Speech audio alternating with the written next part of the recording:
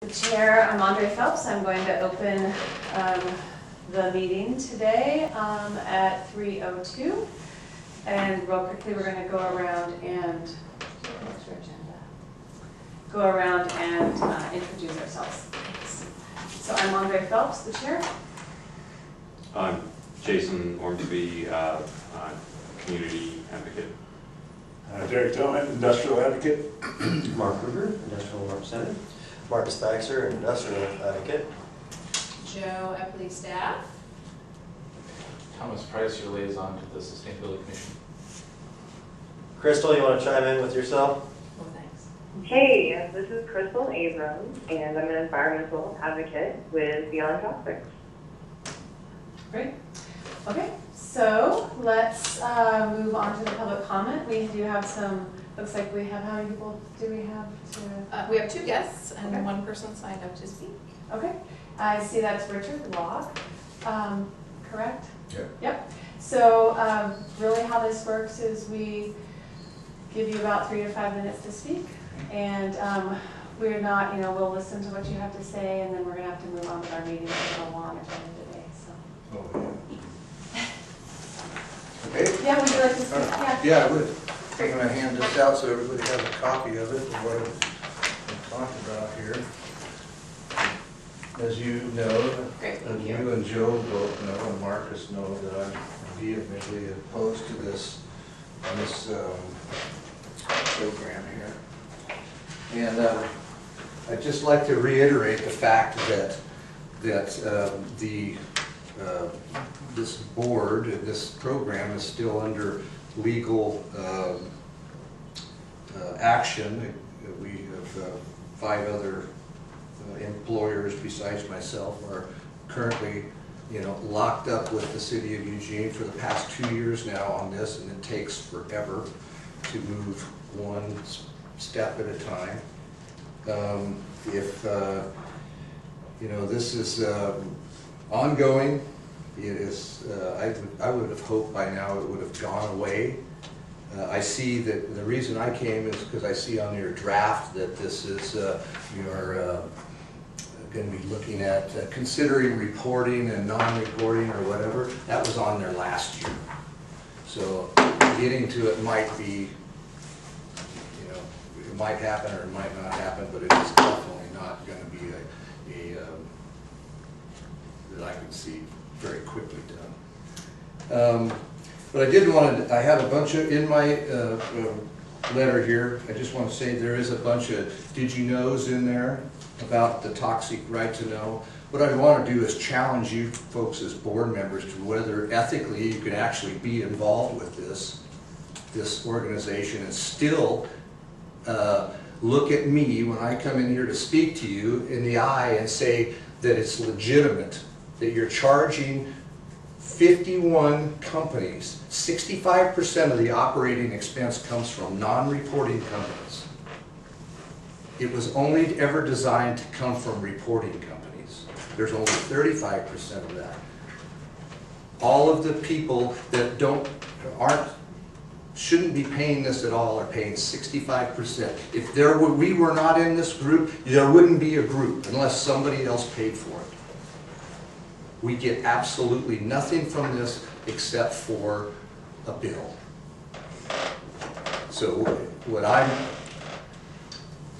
asking you folks is look deep down inside your heart and say, do I want to be involved in something as corrupt as this is? Because you are extorting funds from people that shouldn't be. Just do the math. 51 companies, minimum 10. That's 500 employees that are at minimum affected. And if you go back through and look at the invoices that were placed, most of them get the maximum amount of fee for this. So if you just take 51 companies times it by $2,000, which is the maximum, there you go. We're paying for something that shouldn't be. That's all I have to say. We do appreciate the public always coming to talk, and really, just so everybody knows, there is ongoing litigation. It's not anything we can comment on, and I would like Mr. Locke to know that we have been working on an exemption process, so. Okay, Approved. so, at any rate, I did forget to approve the agenda. Is there anyone who has any changes they would like to discuss about the agenda, or can we approve it as is? Approved, isn't it? Okay, excellent. All right, let's move on to the staff report then. All right, so this is the first time doing this electronically. We'll see how it goes. All right. So, I think I'm gonna look up here because I can't see that teeny tiny screen. So I sent you notification, final approved agenda on the website. And then Andre had asked for a list of other community right to know programs, somewhat similar to City of Eugene's, and I sent that out to all of you. Kind of groundwork for some future toxics board discussions. Summary of last toxics board meeting. And then the update on the information for the 2 administrative orders. And sorry if you guys received a bunch of messages, I kept getting a bunch of errors, you weren't getting it, and I just wanted to make sure you have the information, so. And more final information on the administrative orders, updating the hazardous substance tracking instructions, as well as the list of reportable chemicals. Finally, exciting. And then we got the toxics board meeting video posted on the website. And sent you guys a copy of the notice of intent of rulemaking that was sent out to all the reporting businesses. And the first draft of the work plan, preliminary budget fee, and budget and fee information that we're gonna be talking about today. And these were just very preliminary information and numbers, just to kind of give you information to look at. But we're gonna be talking with more real numbers today about that. And then introducing our Sustainability Commission liaison. And just saying that the oral arguments happen on December 11th up at the Board of Court of Appeals. And this was follow-up to some work that we did at what was supposed to be the last toxics board meeting. And again, that's been postponed till a future agenda for further discussion. Same item. And this was, again, in preparation for the last toxics board meeting that ended up being a work session. Further updates on the 2 administrative orders. And year-end reminders, letting you know that I sent those out, asking for requests for full-time employee levels. More preparation for some of the stuff we're going to be talking about at today's meeting. The city manager's office made an all-call for volunteers for the Eden warming centers because we had such a long stretch of cold weather that we didn't want people volunteering to burn out. Letting you know, Toxics Program 2017 hazardous substance reporting notifications and instructions were sent to businesses, and those reports are due midnight on April 1st. Sent you the website analytics report, so people visiting the Toxics Program and Toxics Board web pages throughout the whole year. And the information gets included in the annual report, which we'll be reviewing today. And here are the details.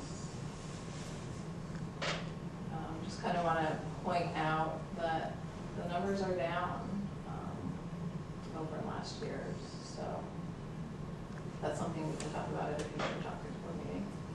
Can you go back to that, because the numbers are down or they're up? Because I thought the dark green is this year. The light greens, oh, I see, for fourth over the quarter, okay, I see. So first and second quarter, they were more than last year, and then the last 2 quarters were, okay. Yeah, Okay. that makes sense. Mm-hmm. And then I sent you the draft annual report, which we'll be working on today. And then status report on the next round of identifying covered entities. And that's it. Thank you. Thank you. So we do have a long holiday. The first thing on the agenda is to get in and review and finalize the 2017 annual report. And that will require a vote by all of us today. By the way, I'm glad everybody made it here. And just for the record, Evan Schenken has arrived. So would you like to start it? Yeah, so this is going to be kind of tricky for me because I'm going to be looking at the computer but taking notes over here on any changes. And you guys tell me how you want to go through this. If we just want to take one section by one section. The biggest parts that I need Toxics Board input on are the Toxics Board program recommendations, which is kind of towards the end. Yeah, that was really the part that I really saw was worth discussing. Apart from, the data is pretty much what the data is. Yeah. But the recommendations are what I wanted to talk about personally. Yeah. So if we just skip there, that would be my recommendation. Okay. What do others think? Was there any other issues that you would like to bring up for the board to consider prior to those central issues, like anything else? No, it's just mostly the standard factual information. Just trying to keep the city council apprised at a higher level of everything that happened with the program over the years, using the same categories that we have forever and ever.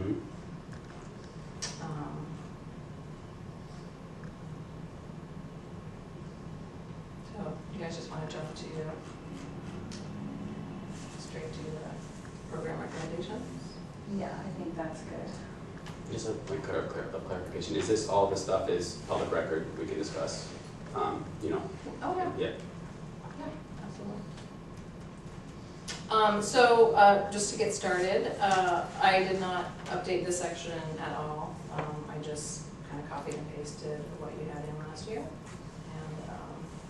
figured you guys can take it from there. And again, this is your annual chance in written format to talk with the city council and provide recommendations for improving the program. So I'll just like to jump in. This has been in here that we asked the city council to raise the fee cap, and I would like that removed. I think it would be best to keep it at 2,000. Just after primarily seeing, the House Bill 2669, they proposed it jump up to $10,000, which is a lot of money. And also for people like, Aurora Innovations, for example, all of our hazardous materials, we only have 4, and they're not all that hazardous on the spectrum of hazardous materials, and they all go into our products, and none of them are released into the environment, and we still pay the highest cap for that. Furthermore, I'm sure you've all heard me to some degree say that there is a good degree of redundancy in the information that I have to provide to all of the, whether it's the Eugene Fire Department, or it's the Oregon State Fire Department, or it's the Toxics Board, or it's the DEQ, and I would prefer in the future to see just a better way to get all that information from one person instead of a bunch of different ways to get different segments of that information. So until that happens, I don't really want to continue to raise the minimum fee. So that's my suggestion. There's a few of the reasons why. I would just propose that we basically take out that whole yellow, and then down a little bit. To this right here? Yeah, to that point right there. Can I respond to that? So I think that I really support this idea to raise the funding cap, and I think some of the issues that Marcus brought up that we've had ongoing discussions about, and that our community members, community business members have discussed, is that for small businesses they pay similar rates as the largest businesses, and this seems like it's a really well written, well thought out notion of allowing, when you increase the funding cap, if we leave it as is, it'll decrease because of inflation. So it's essentially letting the program erode over time if we keep it as it is. If we increase it, it's actually really good for our small business community. Maybe there's a mention in here somewhere that those funds will actually be used and can reduce the fee burden of small businesses and allow those businesses that are larger to pay more. So in a lot of ways, it's a more egalitarian system of taxation. I understand that, but what about large companies that don't use a lot of the chemicals and small companies that do use a lot of the chemicals? You're asking about the large companies that... Like we don't put any into the environment, period. Mm-hmm. I know these gentlemen don't use a whole lot of materials, Mm-hmm. and they have to pay the maximum. Because of FTE, Yes. or not based on chemical outputs. It's all based on FTE. Mm-hmm. I mean, I think there's it's So I mean, how is that equal though? If the purpose of the board is, to track how much goes in, Mm-hmm. and if someone only uses 10 pounds of extremely hazardous substance, and it's very well contained and very well Mm-hmm. regulated, but they happen to have 300 employees, Mm-hmm. they're paying more than someone that might use 2 tons of material in a not so controlled environment, Mm-hmm. but they only have 10 employees. Yeah. So I mean, I would It's not call that fair. Yeah, it's an interesting point. I mean, I think I would direct folks to consider that Oregon has the lowest corporate tax rate in the nation. We're the rock bottom rate, which is one reason why we have such beneficial. It's a very good business climate for if you're a business to set up here. So they already have a very low tax burden as is. So by allowing a large company to take more of their fair share, you're allowing small businesses to flourish. So large businesses, if they're doing a good job at what they do, Well, we're they're a gonna large have more business. I mean, it's not as clear cut as that. For example, we're a large business. We've seen a lot of growth over the past 10 years, but in the last 3 years, our competition has probably gone up by 1,000%. If you go through a hydroponic magazine and you look at the new types of fertilizer and potting soil companies out there, our industry is growing rapidly Mm-hmm. for competitors. So we might be a large company, but our profits are not necessarily reflective of that, because we have to put more money into marketing, more money into any number of things. Our price of goods, we have to be competitive, right? So just because we have a lot of employees doesn't necessarily mean that our net is is all that great. Mm-hmm. I mean, Can I interrupt for a second before we go Yeah, a little bit off of what Yeah. we're trying to do here today? Because that's really why we had to get here, have an extra time, be here next week, because this is going to take a lot of time and we really have to stay focused. And I just want to make sure everybody understands that what we're trying to do here is follow the charter, follow the amendments, follow what we're supposed to be doing, and address the issue here. So we all know that there are problems with this program, right? That is something that we have addressed every single time. We have people here who are trying to get us to pay attention to it, but our hands are tied in a lot of ways and what we can do, and that's what we're here for. So if we don't mind, we can get back to kind of this issue of what you had asked for, which was to remove this language. And I understand it, and I really appreciate the two of you discussing it like that. It's just that I think it starts to get off topic. I couldn't agree more. If we could really just stay on the topic, that would be great. Any other input would be helpful. Yeah, anybody else have anything they want to say about it? Yes, Mark? I would support the removal. The reasons being that, one, going from 2,000 to 10,000 actually exceeds the rate of inflation. I read the numbers when I first saw the 10,000 number, and actually, if you took the 2,000 and projected it forward through time with the rates of inflation, the number was actually more like 8,000. So we are either future-proofing, which it doesn't really work because of course the future keeps on going and we blow through that 10,000 at some point, or we're trying to add to the funding. And Also, you're asking the industry to accept an additional burden of $8,000 with no return. So Can I I voiced Can I ask, so that's in the 2017 legislative session, that bill is dead. So it's not really even applicable right now, okay? This one that raises it to 10,000. Really what this is saying is that, and we have held this for a long time, is that part of the issue we have with this, with the cap, is that it actually is, it makes the program, what word did you use? Like fair share. No. deteriorates. Deteriorates. Smaller. And it is, and we have, in the past, we have all felt that it also is, it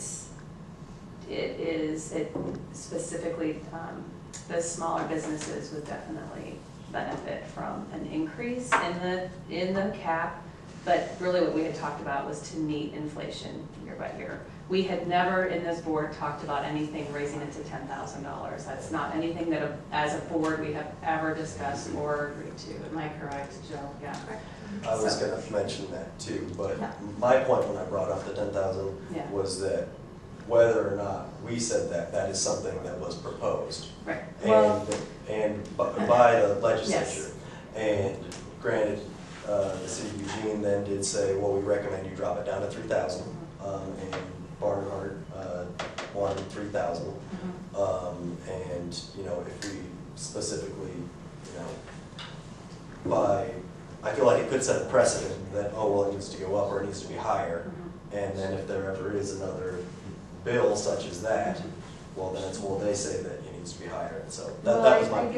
I guess the point is that in the past, we have decided that the $2,000 cap is not working and that it should be increased in some way. We have never, I mean, really, just to be very clear, this $10,000 has never been anything that we have proposed at all. I think what this was supposed to say was that we are suggesting that the city support legislation that would address the issues we have with the fee cap. And maybe that's better wording, instead of asking for them to increase it, but for them to address it. Just a point of clarification. My understanding is that the $2,000 cap has been in place for many years. Since 2004. 2004. So we're essentially saying that, you know, inflation goes up 2-3% every year. We have not increased the fee cap over a decade. And so by not allowing for inflation, we're saying essentially we don't believe in the program. So because essentially over time it'll just erode. So I guess my question would be, you know, if we allow the fee to go up, we allow small businesses to not have to bear the same responsibility, which is sort of sharing, right? Well, big businesses can take on more because they're bigger businesses, and then the smaller businesses are allowed to grow. So I would just say, you know, in terms of, you know, fairness, you mentioned that word. We should think about that as a way to share that burden. So I'll tell you my personal master plan. Wait, can Derek, did you want to? Yeah, I mean, the answer's right above you guys. In 5 years, you've had a 16% increase in reporting businesses and a 0.34% decrease in total outputs of those businesses. So I mean, essentially, you're getting, what, that's $10,000 more dollars to manage the same amount of inputs over 5 years. I mean, that inflation's not really telling the whole story there. I mean, the program's continuing to grow in funding, and outputs have kind of stagnated. It's right above this somewhere. I think as you pointed out so articulately, which really impressed me about your presence on the board, is showing that many businesses are not actually necessarily adequately reporting, and that you pointed out on numerous occasions where many businesses are, you know, just from a chemical analysis standpoint, there's something going on there. So if we increase this, it'll allow us to maybe show a more accurate picture of what's happening and give, businesses that are doing the right thing, reward them. Because if you're accurately reporting and we are able to, verify all that, then, and you're continuing to grow, it's a small amount of money in the largest scope of it. And your kids are gonna be living in Eugene. We don't know what's gonna be happening with the EPA, with, on a federal level. So, this is a good thing for our families to be able to record this stuff. So I would just say in the overall, this is just part of a, trying to create an equitable situation that could lead the board towards, allowing people that are bigger to pay a little more, and folks that are struggling and still climbing to pay less. And I think it's a good equitable thing. Can we just maybe all agree, definitely this particular wording about the legislation, the specific legislation needs to be removed because that doesn't actually, it's not current. And then that's the first bullet. And then the second bullet, that also is, there's no legislation that's been brought forward regarding the toxics right to know board, is there, that you know of? Not since last conversation. So in my opinion, we could remove both of those bullets. Is there anybody else who disagrees? Just a quick question. So you're saying the remove the round, 10,000? the open bullets, the ones that are specifically talking about last year's legislative bills? Mm-hmm. Yes. The one that starts in the 2017 legislative session, and then the second bullet below it that starts with after his term had ended. So this is a hypothetical situation of increasing. It's not actually going to be. No. Correct. I'm confused. No, these are actions that have been taken towards this goal of legislative action to increase the fee cap. So, okay, let me just really clearly say, so what this is just for all the new members, this is something that we give to the city council, and please interrupt me if I'm saying it incorrectly. These are our recommendations for what we think the city council should do in terms of, that's anything to do related to the board. Mm-hmm. And one of them last year we suggested is that, as we all agreed in years past, that the fee cap is an issue and it should be addressed somehow. We can't personally change the fee cap. Yes. We can't do anything about it. That's why we were asking the city council to address it in some way.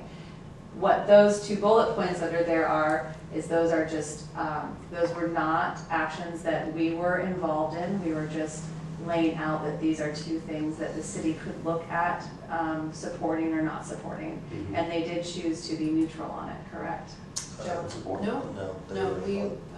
We, city staff recommended be neutral, but they changed that to support. They did? Oh, okay, great. So anyways, so that is, so that's the history of it. So by, sorry, may I ask you? Please. So by removing those two bullets, that would essentially neutralize the board's recommendation that we. Because right before there it says. It's just taking out some context of random, things that happened in the past. It's just. And then we can talk about the rest of it, but I just don't see any reason to keep past legislation information The in there. open bullets, yeah. Yes. But we would keep that first. Well, that's something that we Little can talk tiny about bullet. next. Well, we're not at this point talking about taking out that little. So, Crystal, do you have anything you wanted to add about those two open bullets? No, I think that everybody is bringing up really great points about those, and I agree that we should probably remove the old legislation update. Okay. Anybody disagree? With the open bullets going, I don't mind. The first bullet says everything that's important to me. The tiny,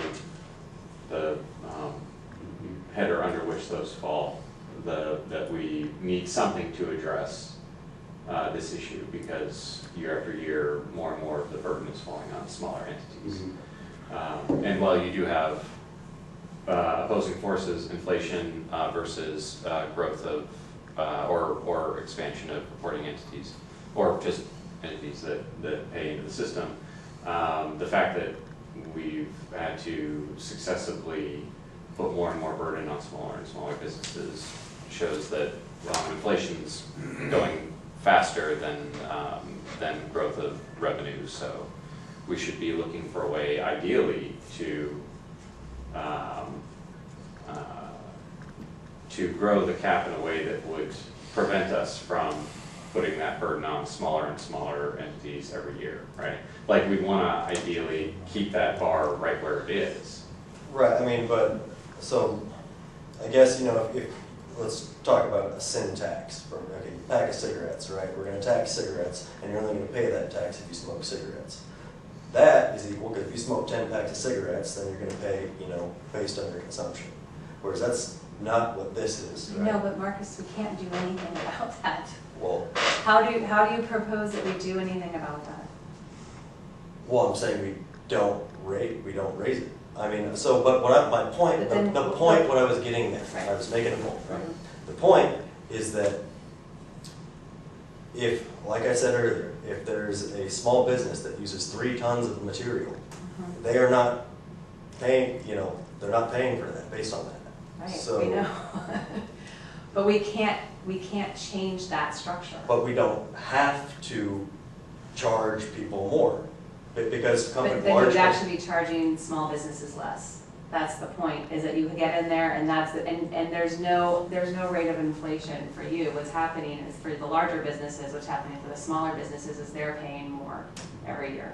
Well, So yeah, that's- so I understand that, That's and where the I guess it's conundrum just, comes. it's a difference of philosophy, is what it is. I don't think that's. Well, it's just yeah, I don't know about a philosophy, but yes. Well, Mark. politics or whatever you want to call it, because I don't necessarily think that it's fair.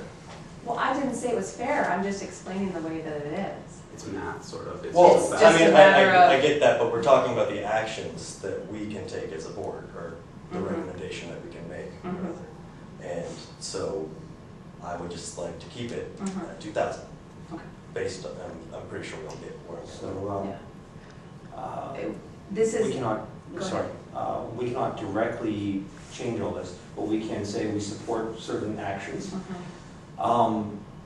One of the actions is raising this up, but part of it also is that another action that we should be supporting then is changing how the fee structure is allocated. That we say we support raising the fee to something and changing the way the structure, or the fee structure is from an FTE to a consumption basis. Which is what that's what I'm getting, but we can't. We can't, that's do it, actually yeah. was a court case that we can't actually. Because do it that's that way. what- That's how it used to be. That's what the Oregon State Fire Marshal does, and you can't You can't duplicate. duplicate Mhm. what somebody else does, which would be, instead of doing this, let's try and merge it with the Eugene, Springfield toxics or hazardous material permit. But we can't do that either because we're in the charter, so we can't actually, Well, possibly they could though. well, they could so suggest that the fire, so do you have anything? So like, just instead of saying raise the fee cap, suggest to the city council to look at the legality and the possibility of merging the Eugene Springfield hazardous materials fees and permits with this. That means I have to report to one less entity and I have to pay thousands of less dollars and take some of that revenue that's already allocated to that could help with some of these funding issues, which would be a different way to go about this as opposed to just raising, which has been really kind of my dream. So- If we could do that with everything, it'd be fantastic. So I think that's a really great idea to explore. I think that that's something we would have to pass through the city attorney as even a possibility, or is it something? That probably would be the wisest, the most effective way to go about it. But, I mean, we can put it in as a I would think we recommendation. could recommend anything we wanted, but Mhm. Yeah, I mean, you can.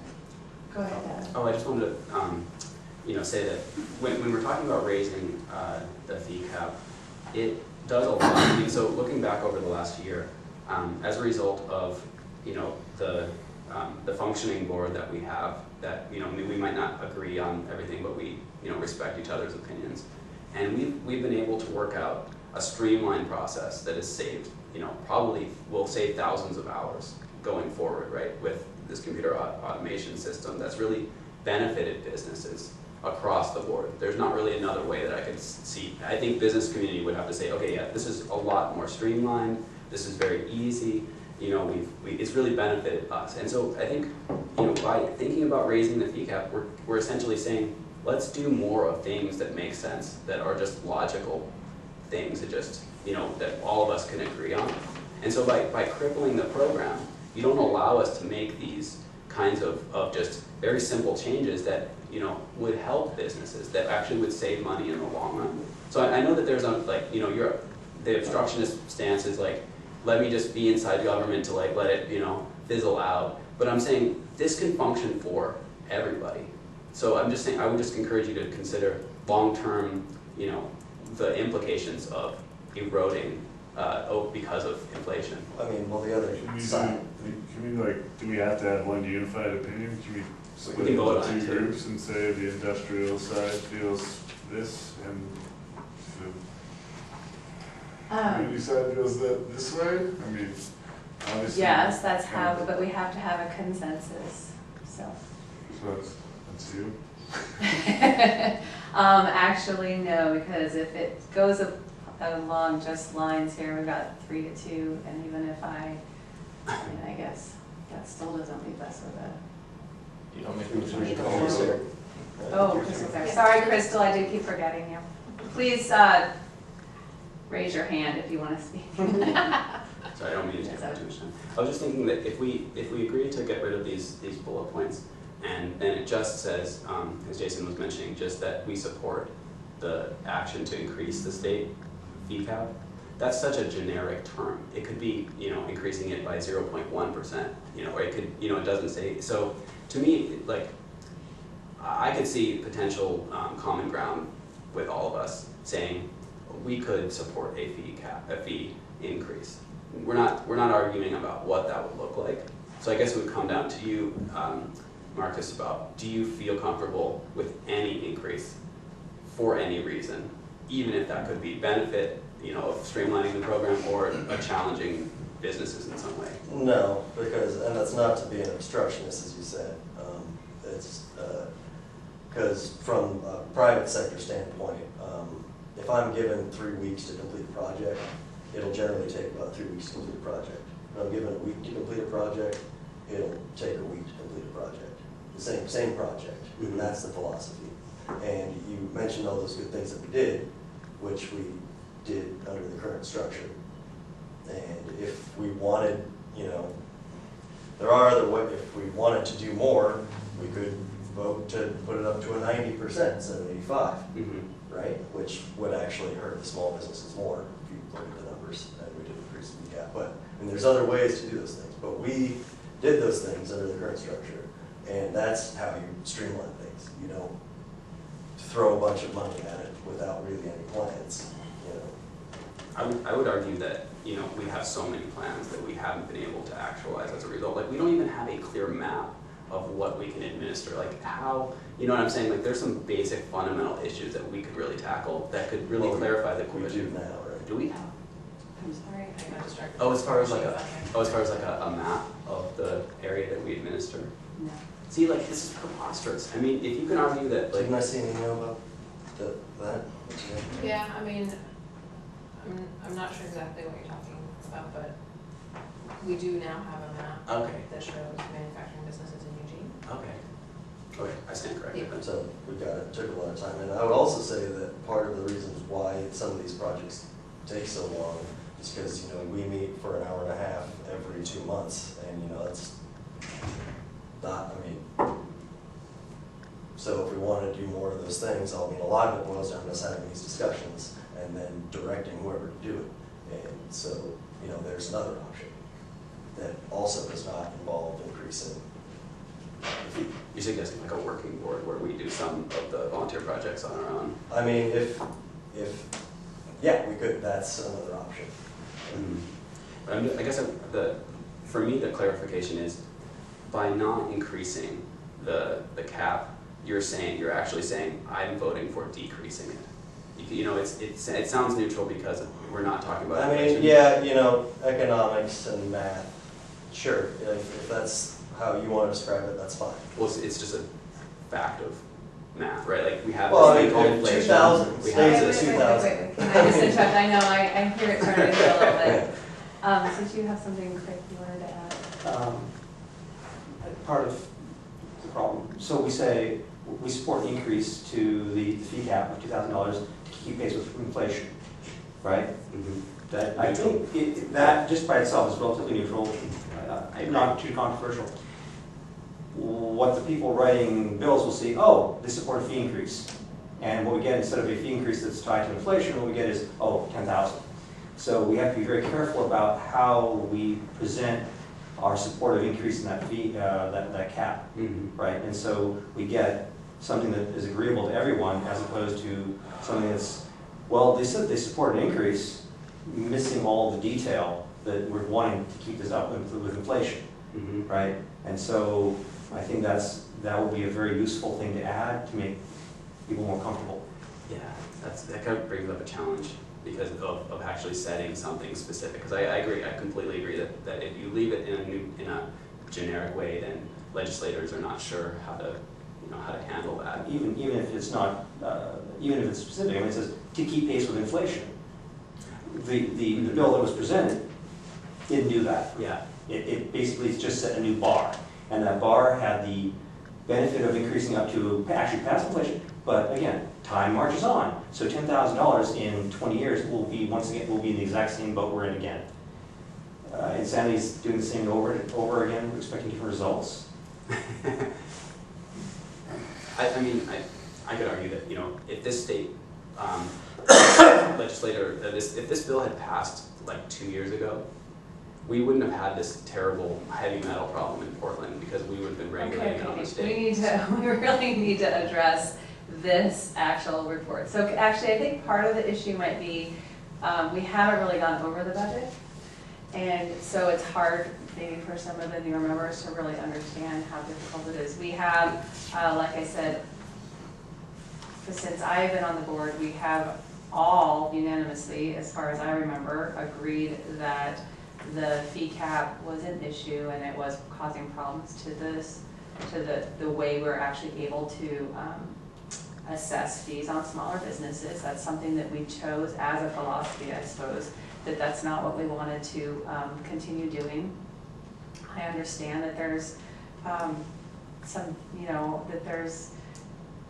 new pushback against that. Is there anyone else that wants to talk about it? Should we talk about the budget a little bit to see how that happens to the smaller businesses so everyone can be more aware of that? Should we postpone looking at this for a second and move on? Or is this where we want to sit? I guess my question would be, Marcus, like, would additional information, is that useful in changing, your personal? No, I mean, I feel like I have a pretty solid understanding on it. But, you're saying in the past years, we agreed on that, and that's true. In fact, I did support it, but that was also because at that point in time, the atmosphere on the board was very much in support. And I was fairly inexperienced, and I hadn't looked at the budget as much, and I didn't have as much. Now that I've been on the board for 3 years, and I've seen more legislature come up, I have changed my opinion. Yeah. And Oh, that's fine. Well, I know, but I'm more Yeah. you. So, I mean, I do understand the math, and I do understand inflation. I do understand what it does to the board. Mm-hmm. So I really don't think it is. And we don't have to unanimously vote. I mean, we could just vote on it, and I'm right or I'm wrong, or it's not right or wrong, it goes one way or the other. But, I don't really expect that we're going to be unanimous on this. I would be shocked if everyone sided with me. Mm-hmm. So the answer to your question is that, no, I don't think I don't think you're going to dig something up that's really going to shock me to my core. Mm-hmm. Oh, whoa. Can we agree to taking out these two open bullets? Everybody's agreed to that. We're I'm on gonna, board with that. we're gonna keep this, let's set this one, the bullet that's right above the open bullets aside. Crystal, you okay with what we're, with, the 2 open bullets? I think you already agreed to that. Yes, Okay. yes, that is correct. I do Okay. agree with those 2 bullets. Okay, let's put on the side this bullet that's right above that, that starts with support legislative action. Can we talk just about the other paragraphs in here, the other bulleted, this one that looks to keep funding to support at least an 85% staffing level? And of course, these are hard to address so well if you haven't really looked at the budget. So, how does everyone feel about supporting the 85% staffing level? That's what I was gonna recommend once we got to the budget part. Keeping everything after that, is that what you? Can we scroll down a little bit to refresh? And of course, we can change those numbers once we, if we decide, once we looked at the budget.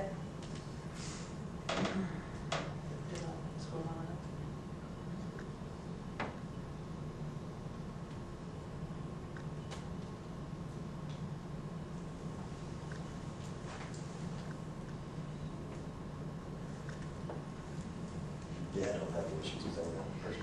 No, I think the only thing is we have been working on that exemption process. I don't know if that's really a recommendation, That was in but this document. Is that further down in this document? Because it was in there. It I do was want up- to prove to Mark or to Rich that It was, I've actually done that.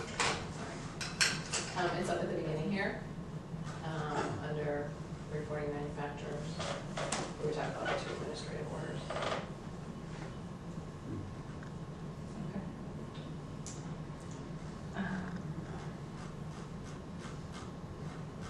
So just to clarify, so all of these last 3 bullet points are essentially just, they're, maintain business as usual. Is that an accurate characterization? Keep funding to support at least 85%, and then do some, you know, yes, this last bullet does need to be updated because we did work on the export-import function.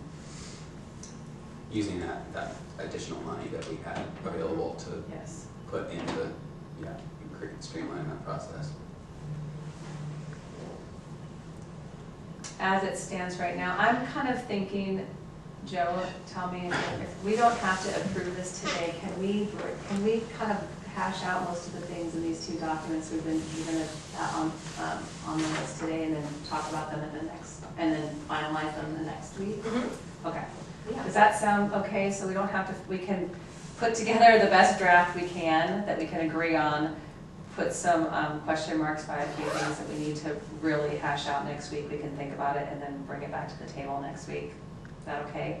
But if there are any like large surprises, maybe between now and next week, it gets brought up so we cannot bring them up at the next meeting. Does that make sense? Just a point of question. So essentially, it sounds like Marcus will not vote for anything, so we know now that we can't recommend anything to the, No, is that, no? no. Doesn't How have does to that be work? unanimous. It Doesn't doesn't have to be unanimous. unanimous. Okay. We just have to have a consensus. What is consensus? 4. 4, If okay. we have all 7 of us here. 4. And call in just for vote count? Yes. Okay. So if we're looking at what's here in yellow, what I have so far is that some of the numbers need to be updated in the first paragraph. We are going to table and really address this, that first bullet that says support legislative action. We're going to remove the 2 open bullets. And right now, we're looking at keeping those next 3 bullets with updating that last bullet a little bit to address. And and the other thing, Ben, if you wanted to suggest another recommendation, the one that you discussed earlier, do you want to put together some language for that? Yeah, I could scribble something down Okay, between now great. Yes, Evan. Sorry, sorry. That's fine, Evan, don't yeah. apologize. It's all Okay. good. So in terms of, so this is we're gonna give this to city council, and I'm just thinking that in reconsidering, you know, is there a possibility that we could take out any mention of like $10,000, but just give the city, who might not be remembering all the things that they vote on, saying, you know, the mayor and city council mentioned, members voted unanimously to support House Bill 2669 and Senate Bill 995 at a priority 2 level. I mean, just give them some background, because I think historicizing this for the city council, that might help them realize that there's been a tremendous push across the state to provide, you know, additional funding for these programs. So I guess I would say, like, could we not, is there any way that we could just retain some of the language but just take out the money aspect that might be more controversial? Well, I would say that we can do what we want, it's our recommendation, I mean, for the most part. So how about if you wanted to draft something and we discuss at the next meeting, then sure. Okay. Unless, I mean, we're trying to move on to the budget. We'll Okay, that sounds good. accept alternate proposals Yes. for the Okay. section for consideration. Okay. at our next With meeting. this small caveat that if there are more things that come up, can you at least, not just bring, can you at least share with Joe, and then it's not a surprise at the next meeting, just to make sure that we can get through these, because these have to get done at these 2 meetings. Right, okay, great. So if you guys wanna send me something via email, I can just send it out to the rest of the board. Yeah, for like thoughts and points of discussion and stuff, we can send that to you and then you can send it to everyone and we don't have any like quorum problems with like outside No, I discussion. mean, not As long as we don't discuss it. Right. And no decisions can be made via email. So Joe, for this section, starting on page 4, can you just make those changes to it? Not the new wording, but just the changes that we talked about, and then send it back out to us? Yep. Just that section? Okay, yeah, and I think I'll leave track changes on, so Okay. we can just make sure at the next meeting that at least the majority agrees to do those updates. Yes, and this last part is true. We do thank you, Joe, for being so patient with us. Yeah. And helping us through this. Anything else earlier on? I see another yellow there above audits of business continue, audits of business continue. On page 3. Oh, that's just do you just want to bring that to our attention? Oh, yeah, that was just a reminder for myself, waiting to hear from Central Finance. Okay. And they've paid their final installment. Are there any other suggested changes to this? I see no head shakes and positive, so. Can we set this aside for right now? Is everybody okay with this plan of action? Okay, and move on to the fiscal year work plan, budget, and fee information. So I just want to check in with Crystal. Crystal, that plan's okay with you? Yeah, yes, that sounds great. Thanks for checking in. Okay.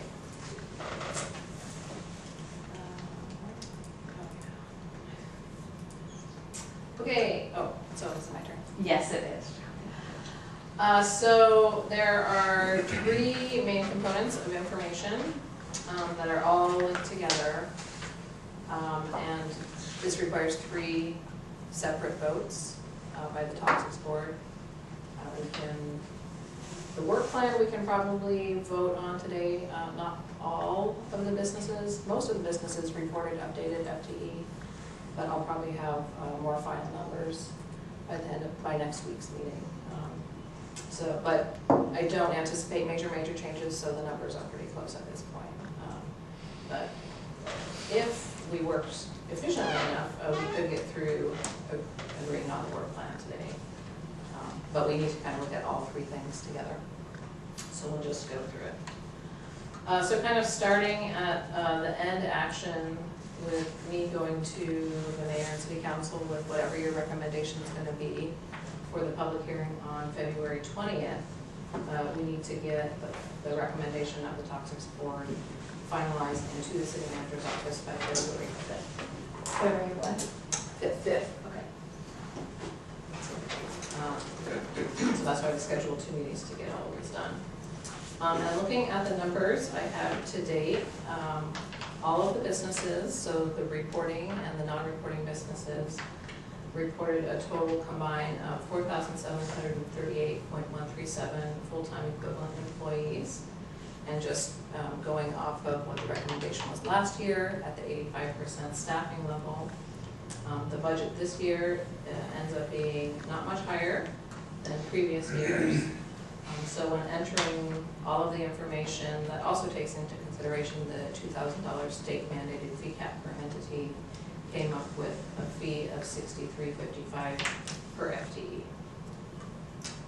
And that's 43-cent per FTE increase, and any business with more than 3.1999 FTE would get maximum $2,000 per entity.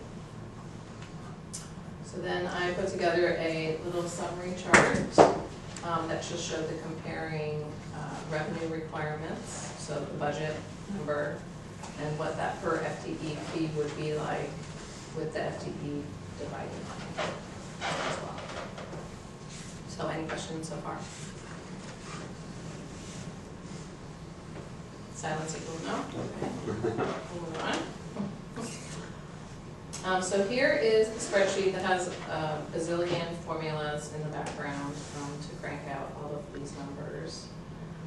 And I sorted it in the order of the column of the reported FTE going from large to small.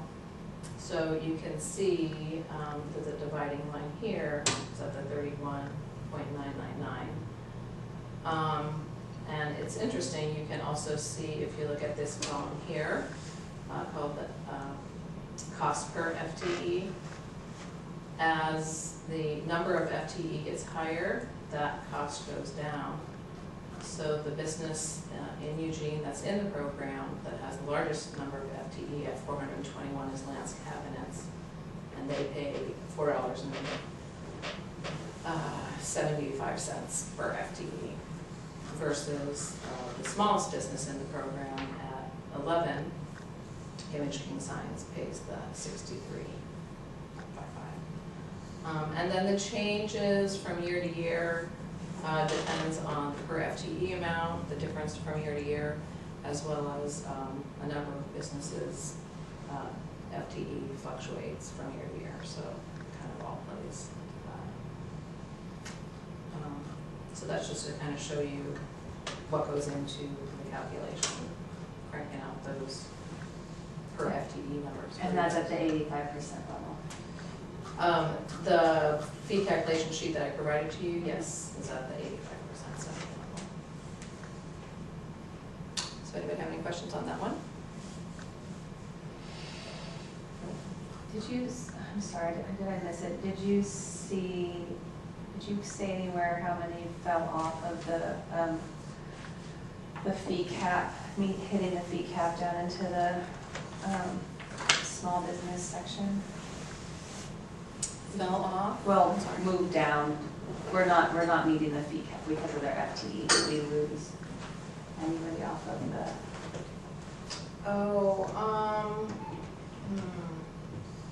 It's okay. I was just going to have that out there. I just didn't think I saw it. Maybe, maybe one or two. I would have to compare last year's sheet. Did you want me to follow up on that? No, I can look it up. Maybe one or two would be my best guess. I just see like Falling Sky, they seem to have.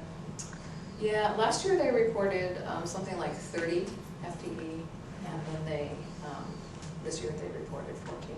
Huh. So that, and then with the budget being about the same, it just created that large drop in fee.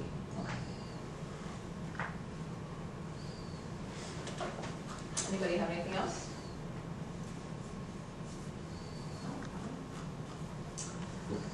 So then we have the work plan, and this is just pretty much a refresh of what was adopted last year based on the 85% staffing level.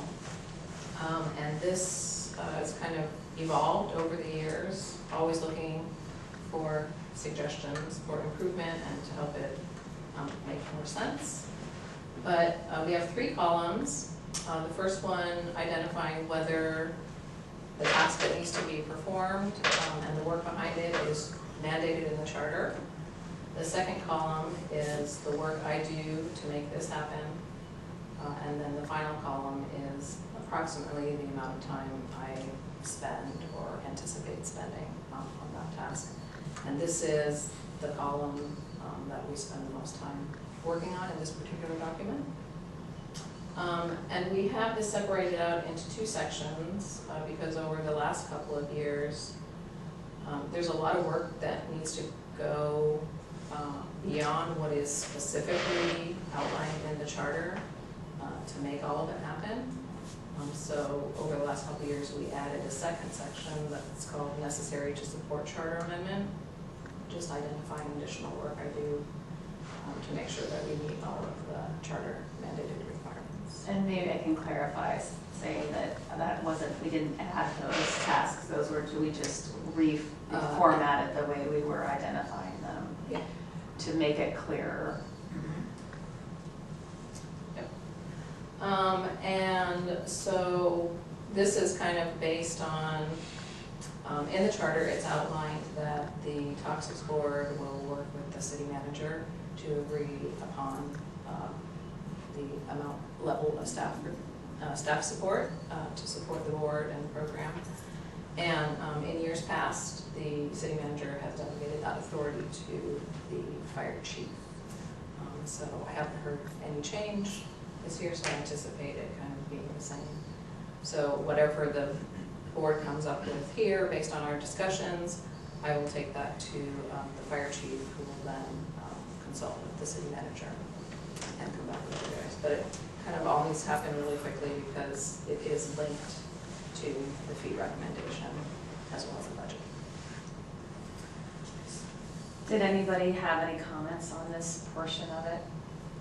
I just want to say, this is, you know what you're doing, and so I'm happy to just approve it as is, unless you have any suggestions on ways to change it. Well, this is just related to the 85% staffing level, so if that changes, then this would change. And then the only things that we have changed on this before, like if some of these tasks have been completed in the past, or that, so there's 0 time, so we've changed some of the time spent on that, or if we have changed any of our priorities in here, then that will also change in there. So I don't know if anybody had any comments at all about this this work plan as it stands with 85% staffing level. Nope. No. No. It seems a little micromanaging. I know Jo knows her job. She can do her job. So, yeah. Well, this is what we do. She works for us. Yeah. So. Yeah, and this is more about being transparent Mm-hmm. and showing the connections of the charter, which is the primary document I see. that guides all of our work, and then tying it to, Makes sense. because I get all kinds of questions, internal, Okay. external. This is good in terms of, I hear And you. when I say she works for us, The this- public. Yes. Yes. Yes, representative. Okay, so no initial comments on this one? Anything, Crystal? No, I think that sounds good, and I'm happy to approve it right now too. Okay. And then the last 2 pages, because one of the ongoing topics that we're still working on at the Toxics Board level is making the audit process more comprehensive. Last year, we added in the details of the process and procedure that was approved by the Toxics Board back in 2002, just kind of as a reference point of something that the Toxics Board reviews all the time. So just kind of give you guys a place to always go back to, oh yeah, where was that? So we can move that in. And then here is the estimated budget. This year we added in this column to show you comparison of what was approved versus the actual. So in government finance, nothing is final until after the fact. So there's always going to be fluctuations. We do our our finance people do the best guess to estimate accurately, but it never ends up being usually the same. So you can see the difference here of what was approved by the board and then what the costs end up being.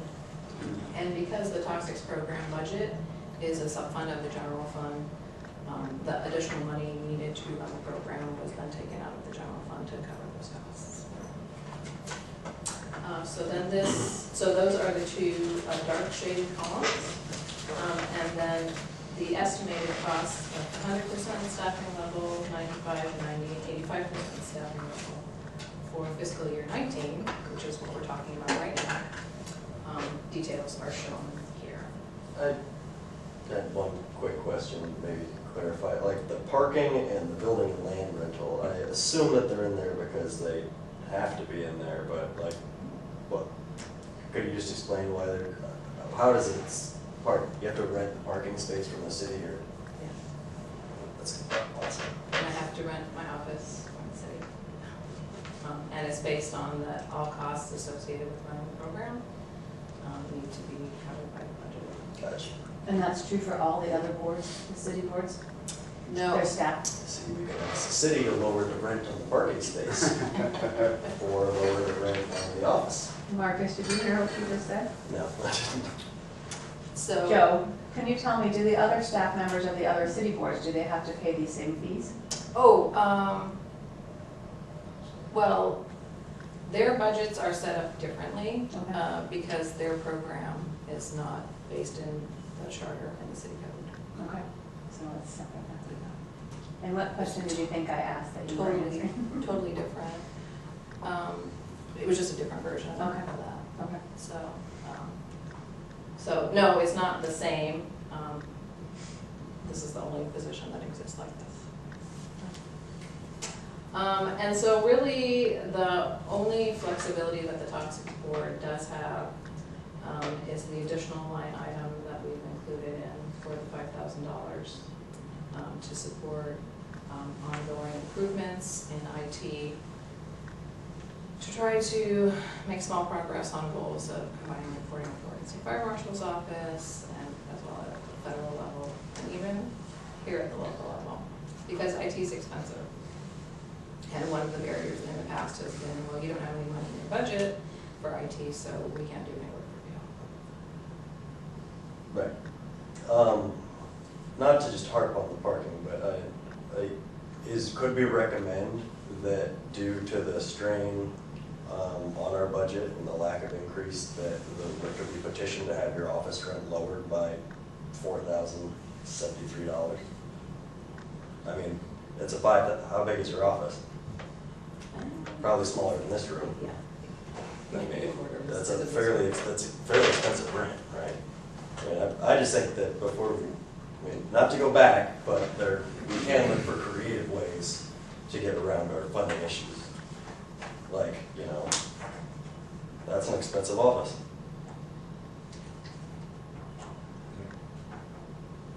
I mean, as a point of curiosity, I wonder how that number, like where that number comes from, but I think one of the things in the charter is that this program has to be completely economically self-sufficient, right? So if there was any perception that the city council like gave a break on rent that would be seen as equivalent to subsidizing the program, would be outside of the. I get that, but so it depends on where did that number come from. Right. I mean, I could have seen them like, how much does the building cost, what's the square foot, let's just divide it, let's just make it, quantify it. Well, then we could ask those questions, you know, you go to the city council meetings and ask those sorts of things, you know, how did this number generate? So just assuming that they did that, you know. I don't think. It is it's called a central services fee, and it is based on a calculation. Includes the cost of the building, depreciation, square footage. Yeah. But still. I mean, and I can get that information for you. Yeah. That'd be cool.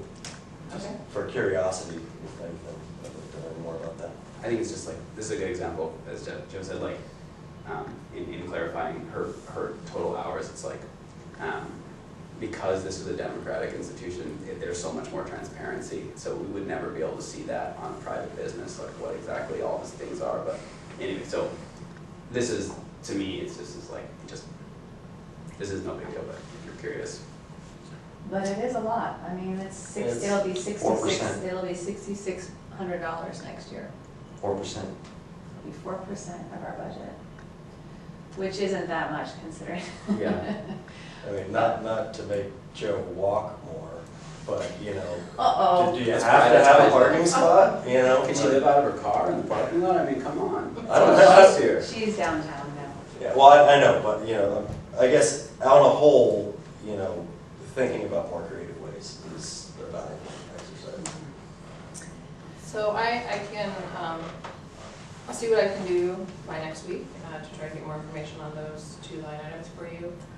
I'm gonna also ask a couple of people if that is like an appropriate recommendation for city council, because I know that they get to take your recommendation and act on it, but I don't know if they're allowed to like get that much in the weeds. Yeah, I get you. So, Just offer a credit or space for $2,000 a year. I'm being facetious, hi. What I would like to point out is that this budget does decrease Joe's wages. Where's that line at? And that is another issue with as time marches on. Mm-hmm. I think it's something that we should consider. I mean, it's essentially, yeah, it's eroding Joe's ability to, you know, do her job. I mean, it all occurs within a larger framework of the government being starved because of, you know, usually white men claiming the Okay. victim status Evan, and, let's yeah. stick to the topic, please.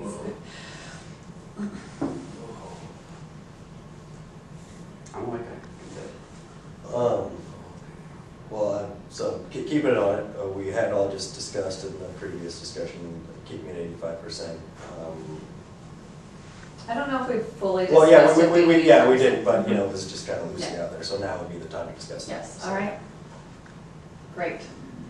Who would like to open up a discussion about what the staffing level should be for next year for Joe? Well, I had suggested 85% because then it keeps the FTE, you know, the price per business is lower, Yes. right?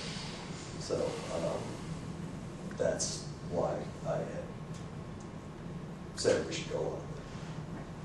Which is also why I said we should look at the budget first before we really Yeah. discuss what what the staffing level should be. That's a good point. I mean, I would support Joe getting it at minimum, you know, a budget that takes into consideration inflation, you know, at minimum. So that, you know, because it's like taking a pay cut, you know, every year. Well, it's not like taking a It pay is. cut, it actually It is a pay cut. Yeah. So,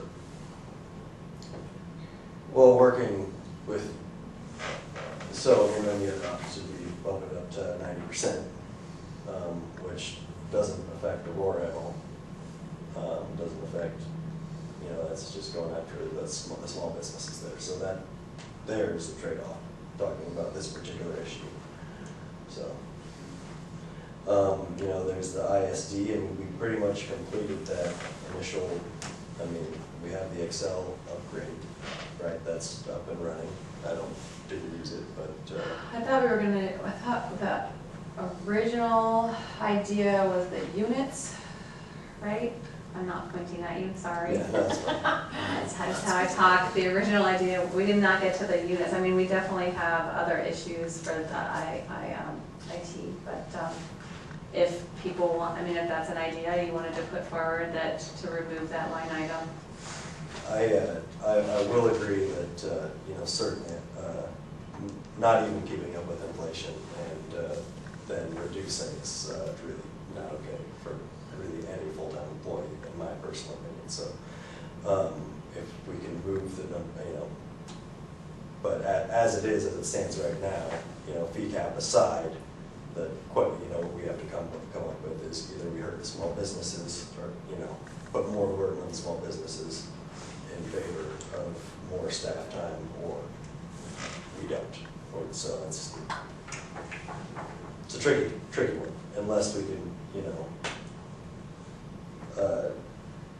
I would be fine. I know that it was somewhat of my brainchild to get those units into the system and all that, but, you know, we do have other fish to fry at this point, so allocating that $5,000 elsewhere, I wouldn't throw up a big issue with that. And not to cause a problem here, but I do think I think it was good work for us to do something. And I think that that's really where you can save, you know, with having our hands tied in terms of what we can do, that is something that seems to be helpful in saving businesses money in staffing and in hours, so. But yes, I'm not trying to, I'm just trying to play the devil's advocate. So Marcus, you had mentioned that the possibility of increasing the Joe's FTE to 90%. What does that look like in terms of, is that just rearranging things, or is that? Yeah, well, the cap is the same, right? So basically you're charging more money, but the people that are already paying the max aren't going to pay anymore. Yeah, so then it goes up, and that's what those numbers of the graphs higher up. I see. So it's just, yeah, it's not the graduated system. Yeah, it's just. So if we wanted full-time, or, you know, we could recommend 100% full-time staffing, but it's just going to be the smaller businesses that end up paying more. End up paying more. Which is what I was, you know, just mentioning, like, I would urge you to think about this, like, when we do the pay increase, if we increase the cap, it allows those smaller businesses to pay less, and that seems like the common sense. But if we kept it at an 85%, or if the city council kept it at 85%, because we don't still have the end of it, then we're paying more for really the same 85%. And we can't, you're right in terms of that question we had before, but in terms of the staffing, we can't address that. So what I see there is we increase the cap. And we'll say, oh, well, we have more money now, or the amount they're paying is decreased. Let's not decrease the amount. Let's go and use some of that added money to increase FTE. Let's use I some see of what that. you're saying. So I would like to say, Mark, year after year, we have been very conscious about trying to keep the cost as low as we can per FTE. We have, I don't know, we can look at the history of it, but that's been really what it's come down to, is to make sure that we're not, that's really what we're here to do, right? Is to make sure that, and another thing that the history of it is that, I don't know how many years ago was it, but Joe was historically at 90% when I came on the board. And so her level of pay has been decreasing. But part of the reason we're spending so much time working so hard at that task is because of the cap. With the cap bumped up, my suspicion is that work expands to fill the volume available, and we will increase the volume available. Well, because it just filters through the smaller businesses, right? It's not a matter of there just being a lot more money available. Well, but the larger businesses would pay more. Right. So, Mark is actually correct. But the smaller businesses would pay less, so then you have. But then they're paying less, so instead of giving them their full less, let's give them 70% of their less and take the added 30% and use it for something. It just, without a fail-safe to keep that from happening, The Yeah, but I fail-safe think you should look at the history is of this right program. here, Right, this right? is what we Like- do, and you should look over the history of this program and what we have done.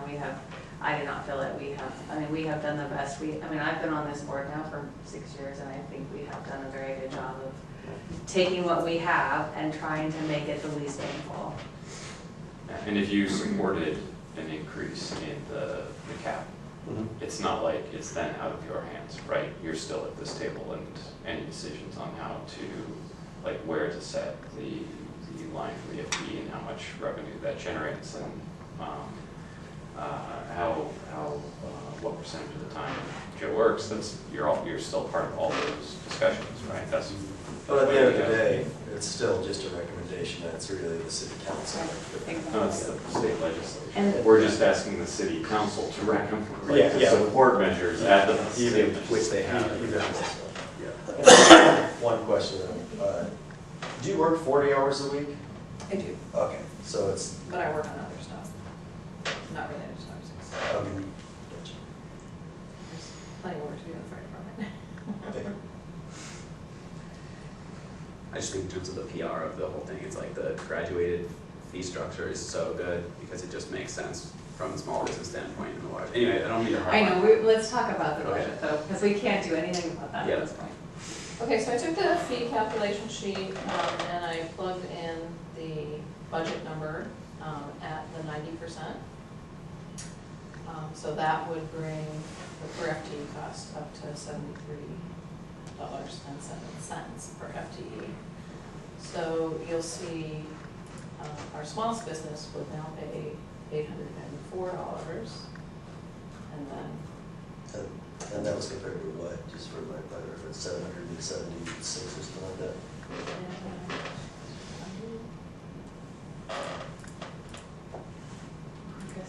Can you hold down the fort for a second? Sure. Okay. Yes, 698. So from basically 700 to 800.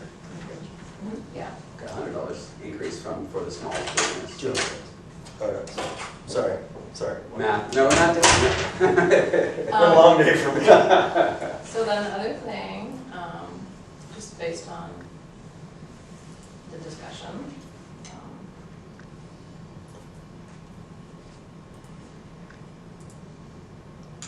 this is taking out the $5,000 line item to compensate for my office rent and parking, so I don't have to live in my car. That would bring the budget at the 90% level down Okay. to 36,237, and the per FTE cost down to $65 per FTE. Okay. So our smallest business would pay about $700. So they would go up by $20 increase, but you would be able to fund yourself at 90% and do more of the tasks. If we were to take that line item for the rent out of the equation. Not the rent. Parking. I'm not sure we can do that. No, the additional line item for IT. Oh, IT, I got IT it. focused work. Okay. But what I do want to mention is that if we do take that line item away, it will likely, just kind of given this history of the program and say the $2,000 state mandated fee cap never does get up or Mhm. language change to take into account inflation, it's going to be really hard to get that back in. So if we ever do want to increase our records management system for the toxics program, it'll be really hard to come up with that $5,000. And just some reminders from past discussions for people who may not have heard it before. We can't get money from anywhere else to run this program. We cannot write grants, we cannot accept donations. It all has to be from fees assessed to businesses in the program. Just as a point question, so simply have this map that we haven't had for so long. Yes. Yes. Yes. Then it seems like there should be some businesses potentially that we just haven't identified yet that have just been, doing their thing. There's a couple. Okay, so, Yeah, I mean, there's not a huge number. okay, but have we clarified? Have we done our? I'm working on that. Okay. And I did send you guys out a memo about it. Okay. And I can show you Okay, that sounds good. afterwards. So Andre, what I did was,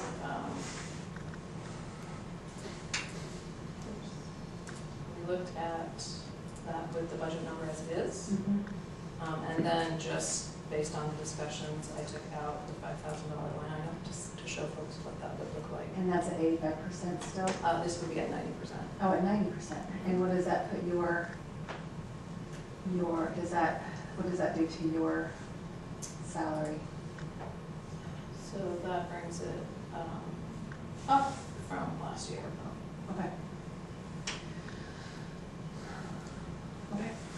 did clarify that if we took out that line item, then it would be hard to get it back later in additional Yes. budget cycles. So that is a concern that I have. Yes, that is a She concern. made, it was a good point. Because I do spend a lot of time, I mean, I have numbers of spreadsheets and databases, but I spend a lot of time duplicating, replicating, entering the information in, because there's just no way we can link them all together. That's important, so. Just a few comments to consider. Crystal, you have anything to add, or? Yeah, so I'm just following along on the budget here, and I'm not really in favor of removing any of the items, because you said it would be hard to get it back later if we wanted to do so, and yeah, I think the 90% in 2019, this looks fine as it is from my perspective. Mark or Derek or Jason, did I miss any input? Okay.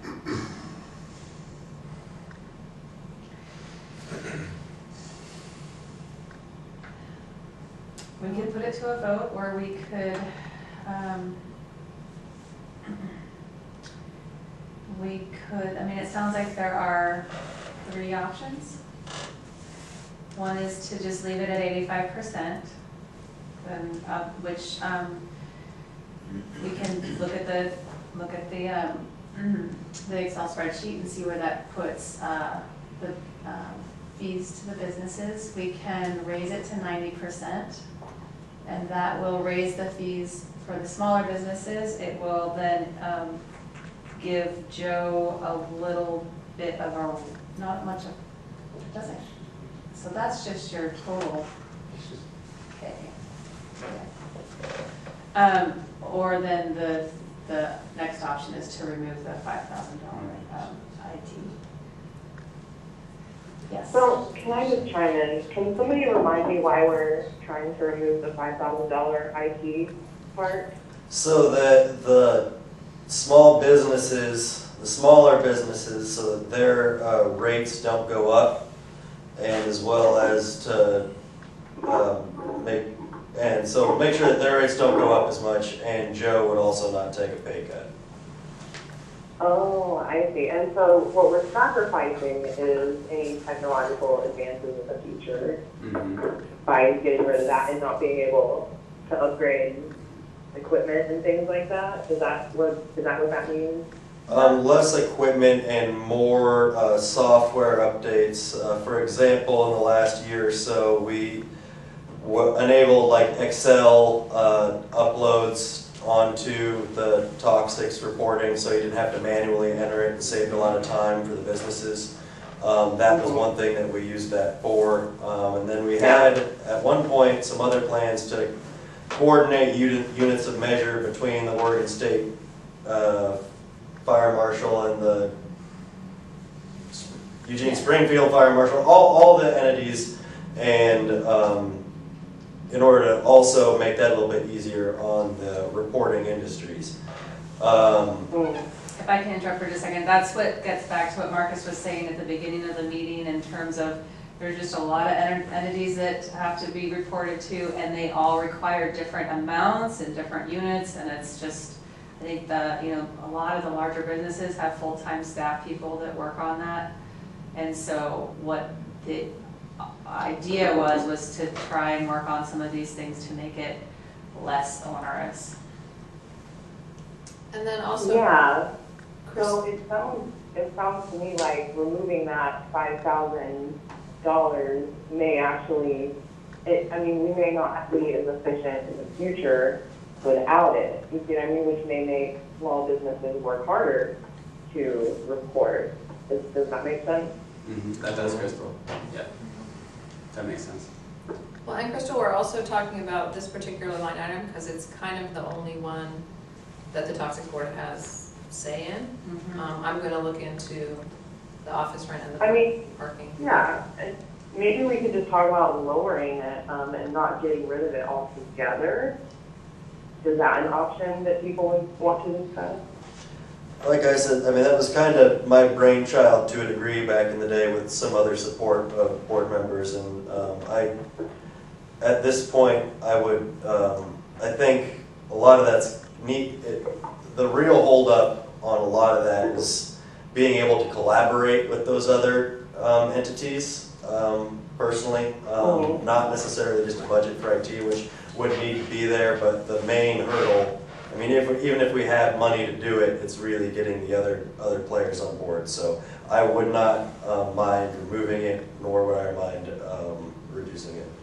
Especially, just for reference here, the Oregon State Fire Marshal was on a paper system up until hard copy, mail-in, envelope paper system for a long time, and they recently moved up to electronic reporting. So I think if there truly is a need and it is well articulated, I'm pretty sure it might be hard, granted, and I'm not saying it'd be easy, but if there is a legitimate need to get IT work done, it's kind of hard to argue against technology in it. So. Okay, so I'm going to make a suggestion, since we have a meeting next week, that that this third paragraph on here, at the very beginning, that goes through what this 85% staffing level looks like compared to last year. If we could, if I could ask Joe to go through that for the 3 options, so that we can put those side by side and look at them. Is that okay?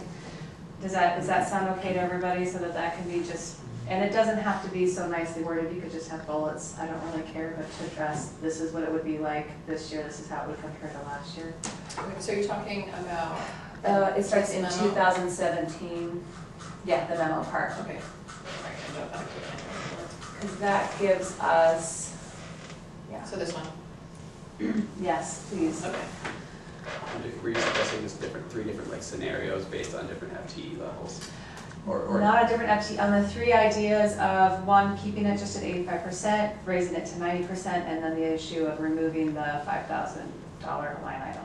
Okay. And what that does to the, to the fees, what it does to Joe's salary. That's the other part that's not in there, is what that does to your salary. Okay, and we're still maintaining that, we're going to come back to the question of whether we can raise the cap or not, or whether we're going to support. The cap is not part of this Yeah. discussion at all. That's part of the recommendation discussion. Yeah, I mean, I think Crystal made a good point that, like, in looking at the future, and I think Marcus also, that, we're dealing with this austerity budget where we, even if we take out this $5,000 right now, we're still going to be left with next year coming up with, Joe's still going to get a pay cut, and we're going to have to look at more things to chop. And so it's just the whole issue needs to be framed within a larger context. Okay. Not, anyway, so I just would say great. it's a short-term thinking, and we need to think about long-term. That's great. Well, yeah, we need to think about both, though. But I think that would help everyone just to see real clearly. Anyone else, unless you wanted to bring it, unless someone wants to bring it to vote right now. No. I just want to make sure we're not putting too much on our plate for next time, so I'm really trying to simplify it. So if anyone else has any other suggestions. I'd like to make a recommendation that we put a lot on the plate for next time, and so we should all come prepared, and we all know what we need to vote on, and we should allow 10 minutes for a debate, and then at the end of that 10 minutes we make a vote, or we vote without any sort of because otherwise it's. Yes, well, we are, I don't know about the time, like setting a time, but what happens though, and I'll just put this forward now, is that, so if, for instance, it becomes a little bit of a cascade. So if we do bump up to 90%, then we have to address in her work plan, we have to look at those numbers and change those. I'm trying to think of what else that affects. Just that one sentence in the annual report. Okay. So it's just those. So it's just those, okay. So I guess if that's something else you could look at, is if you were bumped up to 90%, where you think that time could go, and then the rest of us can also think about that. Does that make sense? Okay. You guys can think. Yes, I know, but you know your job better than we do sometimes, so. And I just want to clarify, I think in total I'm going to do four paragraphs, so 3 in addition to this one. So we have the 85%. I'll show one at 85% without the $5,000 line item. That's right. 90% with and a 90% without. Yes, does that sound right? And my salary impact. Yes, please include that in that. Okay. So it sounds like we just have the 2 contentious points are whether or not we suggest the fee increase and when, how, and then the question of if we're working under this austerity budget, what would get chopped? Whether Joe getting a pay cut or whether we lose IT. I think we're working with that reality regardless of the That's a good point. recommendation. So yeah, whatever we decide as a group to recommend city council support, we have to decide on those numbers anyway. Those numbers are gonna be a reality regardless. Yeah, I hear you, I hear what you're saying. So Joe, you had felt that we could vote on something. I did. Two things, yeah. Joe's an Maybe I was optimist. wrong again. But I think we have things well staged for discussion and decision making on next week. Like, we identified the points that we want to like have alternate proposals for so that we can go through it hopefully pretty quickly. And I do like the idea that however long we spend for debate, that eventually we just call it and vote, you know. And this is all. I Particularly on the first one, I mean, I I can don't stay think we're in friends with everyone. consensus, you know, period, so. Well, we will have some new language to discuss also. Yeah, right, but I'm just saying. And the biggest thing for me is that there aren't, I mean, of course, people can bring up new things, but in terms of efficiency, if there's anything new that we haven't discussed, it's gonna make it so much easier for us if it gets brought up before we walk in here next week. And just so everyone knows, at the very end of this report, there is the fee history. If people want to take a look at that, that helps in terms of, Context. yeah. Very bottom. Oh, yeah, there we go. Yeah, so this goes all the way back to 1996 when the program was adopted via charter amendment. And the first year, it was funded strictly out of the general fund, and then a fee structure was put into place. So you see in 1998, $500 per facility plus $6.12 per FTE. And that was non-inflation adjusted dollars. That was just what it was back in 1980, okay. Yep. And then there was the original lawsuit, which kind of changed our fee structure. And so what was taken away was the per facility cost, but keeping the per FTE cost. And then we had the state imposed fee cap. And then that kind of changed the game even more. You can see how it fluctuated up and down over years.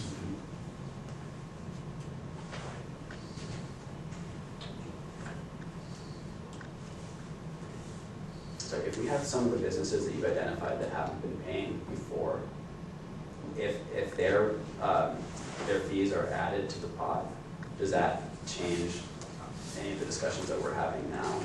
Like if we're projecting It will next year.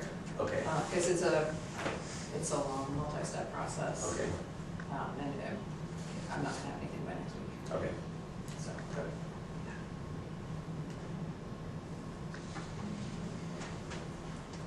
Okay, so Marcus and Evan are gonna send me proposed additional items for recommendations. I'll try to gather information on office rent and parking.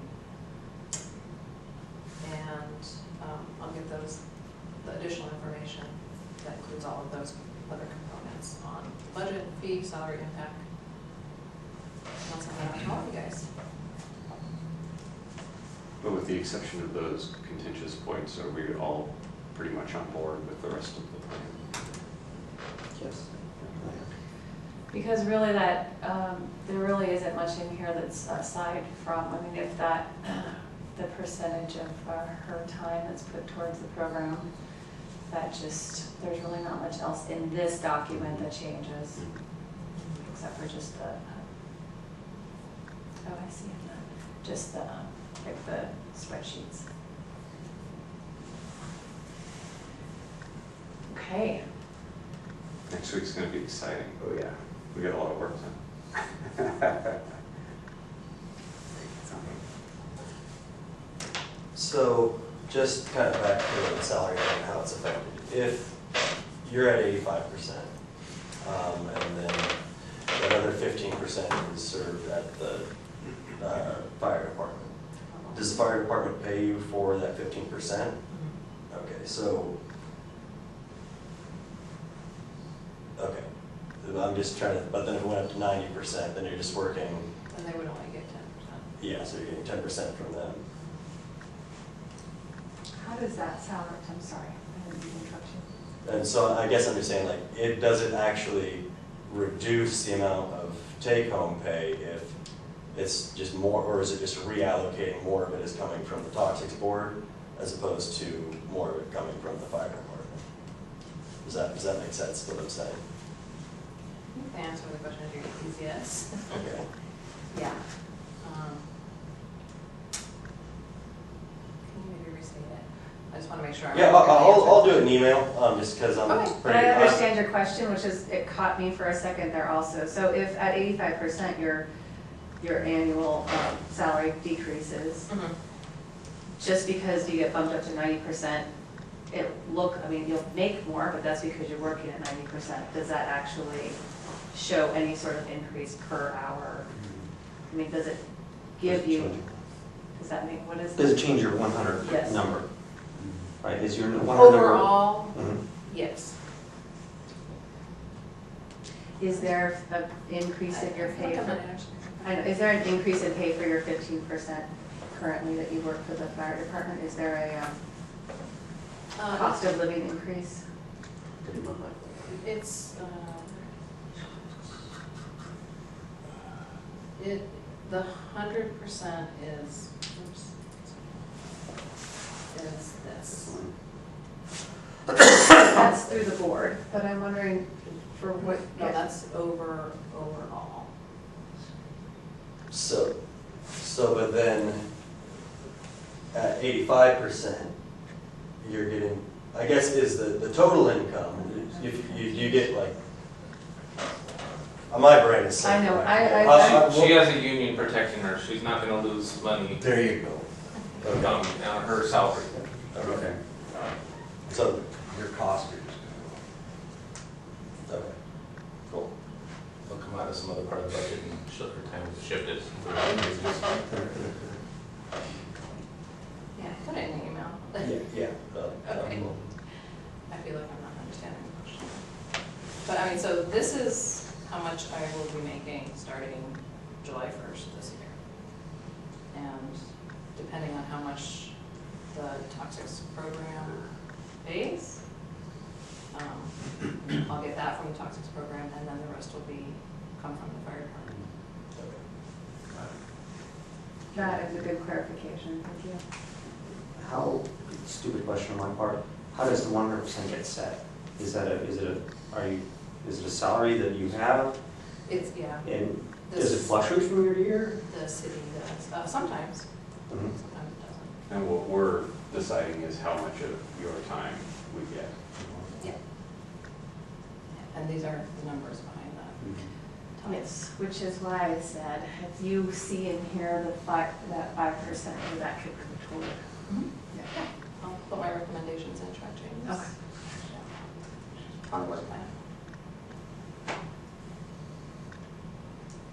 And on the other side of it, just, if we don't increase, or it's, if the fee is not increased at any point soon, then it essentially, it would, if we wanted to not cut anything from the budget and instead just increase the amount of money that each business pays, it would be like increasing by $20 for the lowest business, for the smallest business. under that calculation. Mhm. So, yeah, I think- So if we kept it, excuse me, So I at think if you saw- 85%? Yeah, I'm so, So with the budget as is, keeping the $5,000 line item, the smallest business would pay $3.63 Mhm. more per year, okay. more than they did last year, excuse me. Okay, it seems like in terms of what the board was able to accomplish under our current salary this year, we probably save business much more in staff hours for streamlining the process, so, making it easier for them to report. So I think businesses are better served by just increasing the cap by a tiny bit, maintaining our IT staff, budget, and then just continuing to move on from there. It just seems like we're looking at it from like forest versus trees thing. And anyway, that's, Yeah, well, the cap has to be taken care of at the legislative level, and that's beyond the board's scope of control. The city council can make recommendations and send staff up there to testify. mhm.